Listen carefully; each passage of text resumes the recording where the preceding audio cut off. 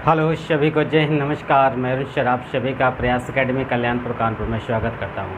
आज संविधान का जो नेक्स्ट वीडियो है, इस वीडियो में अगस्त प्रस्ताव, क्रिप्स मिशन और भारत छोड़ो आंदोलन पर चर्चा करेंगे। इसके पिछले वीडियो में मैंने चर्चा की थी भारत सरकार अधिनियम 1935, जिससे कि बहुत ही महत्वपूर्ण प्रश्न बनते हैं और वह बहुत ही महत्वपूर्ण है, क्योंकि जो हमारा भारत का संविधान है, इस भारत के संविधान में बहुत से नियम, बहुत से कानून ऐसे हैं जो भारत सरकार अधिनियम 1935 से लिए गए हैं। अब 1935 के आगे आता है आपका अगस्त प्रस्ताव। तो अगस्त प्रस्ताव किस प्रकार से आता है, उससे कहां से कैसे प्रश्न बनते हैं, उन सभी पर एक महत्वपूर्ण चर्चा करते हैं। जैसा कि आपने देखा था कि भारत सरकार अधिनियम 1935 में जब अंत में कांग्रेस की बहुमत से सरकार आती है, लेकिन उसके ठीक 28 माह बाद में अंग्रेज़ क्या करते हैं, बिना अनुमति के भारतीय सेना को द्वितीय विश्व युद्ध में शामिल कर देते हैं, जिससे कि कांग्रेस सरकार रुष्ट हो जाती है और रुष्ट होने के बाद में वह अपना सरकार का त्यागपत्र दे देती है। अब जब त्यागपत्र दे देती है तो फिर भारत में जो संवैधानिक व्यवस्था है, उस संवैधानिक व्यवस्था में संकट उत्पन्न हो जाता है। उस संकट को ख़त्म करने के लिए, इसका समाधान करने के लिए अंग्रेज़ों ने एक अगस्त प्रस्ताव पारित किया। तो उस अगस्त प्रस्ताव में क्या पारित किया, तो चलते हैं अपने टॉपिक पर और देखते हैं किस प्रकार से अगस्त प्रस्ताव में क्या क्या बातें कही गई। तो अगस्त प्रस्ताव आपका 8 अगस्त 1940 में पारित हुआ। किस प्रकार से आया, तो इसकी मैंने जैसे की चर्चा की है कि कांग्रेस मंत्रिमंडल के त्यागपत्र से संवैधानिक संकट उत्पन्न हुआ और ब्रिटिश सरकार ने लॉर्ड लिनलिथगो के माध्यम से अगस्त प्रस्ताव भेजा, प्रस्तुत किया और कहा। अर्थात कहने का अर्थ यह है कि अगस्त प्रस्ताव जो लॉर्ड लिनलिथगो थे, तो जो वायसराय थे, वायसराय के माध्यम से अगस्त प्रस्ताव भारतीयों के समक्ष लाया गया और इसमें कुछ बातें कही गई, क्योंकि जो कांग्रेस थी, कांग्रेस अपनी सरकार से त्यागपत्र दे चुकी थी, जिसके आधार पर कई प्रकार की संवैधानिक संकट उत्पन्न हो चुके थे। तो उनके समाधान के लिए अंग्रेज़ों ने यह प्रस्ताव पारित किया था। तो इस प्रस्ताव में क्या क्या बातें कही, उनके बारे में देखते हैं। इसमें कहा गवर्नर कार्यकारिणी में भारतीयों को शामिल किया जाएगा, क्योंकि भारतीयों को पहले जो गवर्नर कार्यकारिणी थी उसमें भारतीयों को शामिल नहीं किया जाता था, तो उससे रुष्ट थे। तो अब इन्होंने इस अगस्त प्रस्ताव में यह कहा कि भारतीयों को गवर्नर कार्यकारिणी की जो परिषद होगी उस सभा में भारतीयों को शामिल किया जाएगा, तथा भारतीयों को अपना संविधान बनाने का अधिकार दिया जाएगा। अर्थात भारतीयों को यह स्वतंत्रता होगी कि वह अपना संविधान स्वयं का बना सकते हैं। उसके बाद एक युद्ध सलाहकार परिषद का गठन किया जाएगा। इन्होंने कहा एक युद्ध सलाहकार परिषद का गठन किया जाएगा। और चौथी बात इन्होंने कही डोमेनियन स्टेट की घोषणा की जाएगी, जो कि द्वितीय विश्व युद्ध में बात की जाएगी। डोमेनियन स्टेट की घोषणा करने की भी बात इन्होंने कही। डोमेनियन स्टेट क्या होता है? डोमेनियन स्टेट ऐसा मतलब डोमेनियन स्टेट की स्वायत्तता का अर्थ यह होता है कि अंग्रेज़ों के संरक्षण में ही आप अपने जो प्रांत हैं उन प्रांतों में शासन चला सकते हैं। अर्थात संरक्षण मुख्य रूप से उनका रहेगा, जैसे कि वर्तमान केंद्र के संदर्भ में सभी प्रांत आते हैं। इसी प्रकार उस समय भी थे कि जो आपके प्रांत हैं, प्रांत आप चला सकते हैं, लेकिन वह समय कहा गया था कि अंग्रेज़ों के संरक्षण में, अर्थात हमारे संरक्षण में ही चलेगा। तो इस प्रकार की व्यवस्था को कहा जाता है डोमेनियन स्टेट, जो कि इन्होंने डोमेनियन स्टेट की बात की थी और वो भी द्वितीय विश्व युद्ध के बाद में। तो ये जब अंग्रेज़ों ने इन बातों को रखा प्रस्ताव के माध्यम से, लेकिन जो कांग्रेस थी, कांग्रेस और मुस्लिम लीग के लोगों ने इसे असंतुष्ट हो गए, अर्थात इसका विरोध किया और इसके समर्थन में नहीं रहे।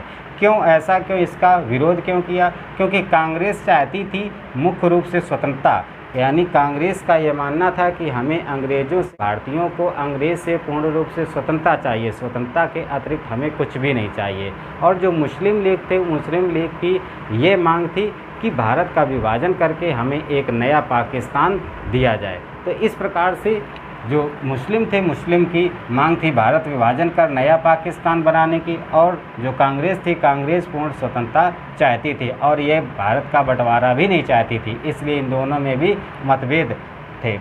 और तथा इसके आगे अगस्त प्रस्ताव का विरोध किया, और अगस्त प्रस्ताव के विरोध में भारतीयों द्वारा व्यक्तिगत सत्याग्रह आरंभ किया गया, व्यक्तिगत सत्याग्रह आरंभ किया गया, जो 17 अक्टूबर 1940 को पवनार आश्रम, जो आपका महाराष्ट्र में पड़ता है, महाराष्ट्र के पवनार आश्रम से व्यक्तिगत सत्याग्रह आंदोलन की शुरुआत की गई। और शुरू होता है। और प्रथम जो सत्याग्रही थे ये विनोबा भावे थे तथा जो दूसरे सत्याग्रही थे ये जवाहरलाल नेहरू थे, जो कि परीक्षाओं में पूछ लिया जाता है। जो व्यक्तिगत सत्याग्रह है, व्यक्तिगत सत्याग्रह कहाँ से आरंभ हुआ, तो ये पवनार आश्रम जो आपका महाराष्ट्र में पड़ता है वहाँ से प्रारंभ हुआ। प्रथम सत्याग्रही कौन थे, तो विनोबा भावे थे। द्वितीय सत्याग्रही कौन थे, तो जवाहरलाल नेहरू थे।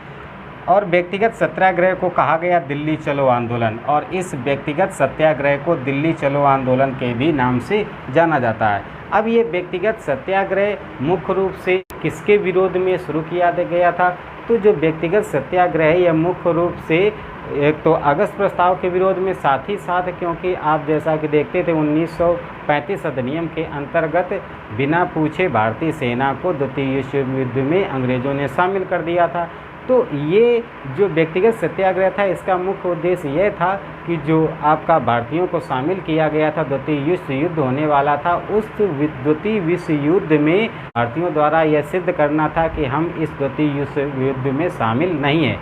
और ये जो व्यक्तिगत सत्याग्रह है ये इतना विकराल रूप लेता है कि इसकी चर्चा देश विदेशों में भी होने लगती है, क्योंकि उधर जो जापान है, जापान अपनी शक्ति को बढ़ा रहा था और द्वितीय विश्व युद्ध जो था वो विश्व होने ही वाला था, और इधर ये व्यक्तिगत सत्याग्रह भी अपना रूप ले चुका था। तो इससे यह संदेश जब देश विदेश में जाता है तो उसमें कुछ विदेशी जो लोग थे उन्होंने ब्रिटेन पर दबाव डाला और कहा कि ये जो जापान से आपका द्वितीय विश्व युद्ध छिड़ने वाला है, इस द्वितीय विश्व युद्ध को दबाने से पहले आप अपने जो भारत के अंदर जो आंदोलन चल रहा है आप उसको दबाएं और इसका जो भी समाधान है इसका सही से समाधान निकालें। तो उसके लिए जो विदेश थे, विदेश के जैसे अमेरिका हुआ, ऑस्ट्रेलिया हुआ, चीन हुआ, इन देशों ने ब्रिटेन पर दबाव डाला। और दबाव क्यों डाला? द्वितीय विश्व युद्ध को ख़त्म करने के लिए दबाव डाला। तो आगे देखते हैं किस प्रकार से। और भी क्रिप्स मिशन 1945 ब्रिटिश मंत्रिमंडल सदस्य जो स्टेफोर्ड थे, अर्थात जब विदेशों का दबाव पड़ता है ब्रिटेन पर है तो ब्रिटेन से ब्रिटिश मंत्रिमंडल जो सदस्य थे, अर्थात ब्रिटिश मंत्रिमंडल जो था उस मंत्रिमंडल के जो सदस्य थे स्टेफोर्ड क्रिप्स को एक प्रस्ताव लेकर के भारत भेजा जाता है और भारत भेजा जाता है और यहाँ पर वार्तालाप की बात की जाती है। तो द्वितीय विश्व युद्ध में जापान की बढ़ती शक्ति को देख करके अमेरिका, ऑस्ट्रेलिया, चीन ने दबाव डाला ब्रिटेन पर, और तो इसी दबाव की वजह से अंग्रेज़ों ने आभास हुआ कि अब जो भारतीयों की मांग है इस मांग को दबाया नहीं जा सकता है। अर्थात जब दबाव विदेशों का भी ब्रिटेन पर पड़ने लगा तो अंग्रेज़ों को यह आभास हो जाता है कि भारतीयों की जो मांग है इस मांग को अब ज़्यादा दिनों तक दबाया नहीं जा सकता है। तो अब आगे क्या करते हैं उसको देखते हैं। तो उसमें क्रिप्स मिशन प्रस्ताव द्वारा वार्तालाप की बात की गई, अर्थात ये जो क्रिप्स मिशन है ये स्टेफोर्ड क्रिप्स के द्वारा एक प्रस्ताव के रूप में उनको भेजा गया। कहाँ पर? तो भारत में, और वार्तालाप की बात की गई जिसमें कांग्रेस के आधिकारिक लोगों से वार्तालाप हुई और इस वार्तालाप में पंडित जवाहरलाल नेहरू व मौलाना आज़ाद उपस्थित रहे। तो ये क्रिप्स मिशन एक प्रस्ताव जो आया ये स्टेफोर्ड क्रिप्स के द्वारा आया, जिसके जो आधिकारिक लोग थे उन आधिकारिक लोगों में आपका पंडित जवाहरलाल नेहरू और मौलाना अब्दुल कलाम आज़ाद, इनसे वार्तालाप होती है और वार्तालाप होने पर क्या क्या बातें कही जाती हैं उनको देखते हैं। तो इसमें कहा गया कि संविधान निर्माण के लिए संविधान सभा का गठन किया जाएगा, अर्थात फिर इन्होंने कई बातों की जिक्र किया इसमें और कहा, ब्रिटेन के द्वारा कहा गया कि संविधान निर्माण के लिए संविधान सभा का गठन किया जाएगा द्वितीय विश्व युद्ध के बाद में, और डोमिनियन स्टेट की स्वायत्ता प्रदान की जाएगी, और यह भी किसमें? तो द्वितीय विश्व युद्ध के बाद में। तो डोमिनियन स्टेट की जैसे मैंने की चर्चा की है। उसके बाद नया संविधान निर्माण तक भारत की रक्षा का दायित्व भी अंग्रेज़ अपने अधीन लेती है, अर्थात जब तक आपका नया संविधान का निर्माण नहीं हो जाता है तब तक भारत की रक्षा अंग्रेज़ करेगी, ऐसा इस प्रस्ताव के द्वारा कहा गया। उसके बाद मुस्लिम लीग को भारतीय संघ स्वीकारने या न स्वीकारने की स्वतंत्रता दी गई। यानी यह कहा गया कि मुस्लिम लोग के जो लोग हैं वह भारतीय जो संघ है, जो संविधान है, उसको स्वीकारें या ना स्वीकारें, ये उनको स्वतंत्रता प्रदान की जाती है। लेकिन ये जो क्रिप्स प्रस्ताव आया, इस क्रिप्स प्रस्ताव को भी कांग्रेस और मुस्लिम लीग के लोगों ने इसको भी ठुकरा दिया, अर्थात इसका भी विरोध किया। तो इसमें कांग्रेस ने क्यों किया? क्योंकि जैसा कि आप जानते हैं कि कांग्रेस भारत का बंटवारा नहीं चाहती थी, यह मात्र स्वतंत्रता चाहती थी, और मुस्लिम जो लीग के लोग थे ये भारत का विभाजन चाहते थे और नया पाकिस्तान के रूप में इसको देखना चाहते थे। अब देखते हैं कि इस क्रिप्स प्रस्ताव को किसने किस नाम से इसको संबोधित किया है। तो गांधी जी ने क्रिप्स प्रस्ताव को बाद की तिथि का चेक कहा है, अर्थात इन्होंने गांधी जी ने कहा है कि जो ये क्रिप्स मिशन प्रस्ताव है, ये प्रस्ताव बाद की तिथि का चेक है, अर्थात जिस ऐसी चेक के रूप में ये प्रस्ताव है जिसकी डेट निकल चुकी है, जिसकी कोई डेट नहीं है, ये डेट निकल चुकी है, ये बाद की तिथि का चेक है। और जवाहरलाल नेहरू को इस क्रिप्स प्रस्ताव को कहा यह टूटते हुए बैंक के नाम उत्तर दिनांकित चेक है, अर्थात जो गांधी जी ने कहा था उसी को थोड़ा सा तोड़ते हुए शब्दों में जवाहरलाल नेहरू जी ने कहा कि यह जो क्रिप्स प्रस्ताव है ये टूटते हुए बैंक के नाम उत्तर दिनांकित चेक है। तथा डॉक्टर पट्टाभी सीतारमैया जो थे, इनके आधार पर इस क्रिप्स प्रस्ताव को कहा जाता है कि ये जो अगस्त प्रस्ताव आया है, इन्होंने जो पहले अगस्त प्रस्ताव दिया था, इस अगस्त प्रस्ताव का ही परिवर्तित मात्र संस्करण है। केवल इसमें कुछ किया नहीं गया, केवल थोड़े शब्दों को बदल दिया गया है। इसीलिए पट्टाभी जो सीतारमैया थे, इन्होंने कहा कि अगस्त प्रस्ताव का परिवर्तित संस्करण मात्र है केवल, और कुछ भी नहीं है। उसके बाद में फिर भारत छोड़ो आंदोलन की शुरुआत होती है। तो भारत छोड़ो आंदोलन 1942 इसमें देखते हैं। तो इसमें क्या किया गया? ब्रिटिश सरकार से आशा करना व्यर्थ है, अर्थात जो भारतीय लोग थे, जो कांग्रेस थे, इन लोगों ने यह सोचा कि अब इतने सभी प्रस्ताव के बावजूद भी, इतने सभी मांगों के बावजूद भी हमारी मांगों को बिल्कुल भी स्वीकारा नहीं जाता है, हमारी मांगों पर बिल्कुल भी ध्यान नहीं दिया जाता है। तो अब एक अंग्रेज़ों से अपनी मांग या अपनी उम्मीदें रखना इनसे बिल्कुल भी व्यर्थ है, अर्थात आशा नहीं की जा सकती है। तो इसी को ध्यान में रखते हुए आगे शुरू किया जाता है भारत छोड़ो आंदोलन 1942 में।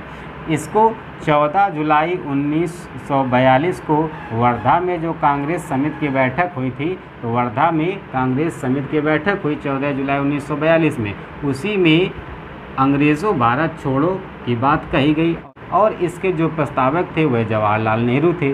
अब उसी के बाद में फिर 14 जुलाई 1942 में अंग्रेज़ों भारत छोड़ो की बात कही जाती है और फिर इसका अनुमोदन होता है 8 अगस्त 1942 में। 8 अगस्त 1942 में ग्वालियर टैंक मैदान जो मुंबई में पड़ता है, वहाँ पर इसको अनुमोदित किया जाता है। तो 8 अगस्त 1942 को इसको अनुमोदित किया जाता है। तो ये अंग्रेज़ों भारत छोड़ो जो शब्द की शुरुआत होती है, जो आंदोलन की शुरुआत होती है, इसके जो प्रस्तावक थे वह जवाहरलाल नेहरू थे, जो कि पूछ लिया जाता है कि अंग्रेज़ों भारत छोड़ो के प्रस्तावक कौन है, तो जवाहरलाल नेहरू हैं। तथा इनके जो समर्थन में थे, इनका समर्थन किया सरदार वल्लभ भाई पटेल ने। तो इसका समर्थन किया सरदार वल्लभ भाई पटेल ने और इसके प्रस्तावक थे जवाहरलाल नेहरू। और ये किसकी अध्यक्षता में बात की गई, तो इसकी अध्यक्षता कर रहे थे मौलाना अबुल कलाम आज़ाद। तो इसकी अध्यक्षता की मौलाना अबुल कलाम आज़ाद ने। और ये किसकी कमेटी के द्वारा बात कही गई, तो अखिल भारतीय कमेटी द्वारा, अर्थात अखिल भारतीय कमेटी के द्वारा इस अंग्रेज़ों भारत छोड़ो आंदोलन का अनुमोदन किया गया। और आंदोलन की फिर शुरुआत हो जाती है ठीक दूसरे ही दिन से 9 अगस्त 1942 से अंग्रेज़ों भारत छोड़ो आंदोलन की शुरुआत हो जाती है। और जिस दिन शुरुआत होती है उस दिन इसे अगस्त क्रांति के नाम से जाना जाता है, अर्थात अंग्रेज़ों भारत छोड़ो को ही अगस्त क्रांति के नाम से भी जाना जाता है। अब आगे क्या होता है, तो इसी जो ये सम्मेलन था, इसी सम्मेलन में, इस ऐतिहासिक सम्मेलन में गांधी जी द्वारा भी एक नारा दिया जाता है, वह है करो या मरो। करो या मरो का नारा जो दिया जाता है वह गांधी जी द्वारा दिया जाता है। और किस समय दिया जाता है, तो अंग्रेज़ों भारत छोड़ो आंदोलन के समय 1942 के समय इस ऐतिहासिक सम्मेलन में ही गांधी जी द्वारा करो या मरो का नारा दिया जाता है। तो इस प्रकार से बहुत ही महत्वपूर्ण प्रश्न थे उन सभी की मैंने चर्चा की। उम्मीद है आप सभी को बहुत पसंद आया होगा, क्योंकि यहाँ से प्रतियोगी परीक्षाओं में बहुत प्रश्न बन जाते हैं, इसलिए इनको पढ़ना अत्यंत आवश्यक है।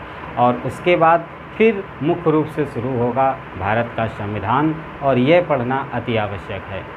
तो अब नेक्स्ट वीडियो में अब आगे देखेंगे कि और क्या क्या प्रस्ताव आते हैं, किस प्रकार की योजनाएं आती हैं, उन सभी पर एक महत्वपूर्ण चर्चा करेंगे।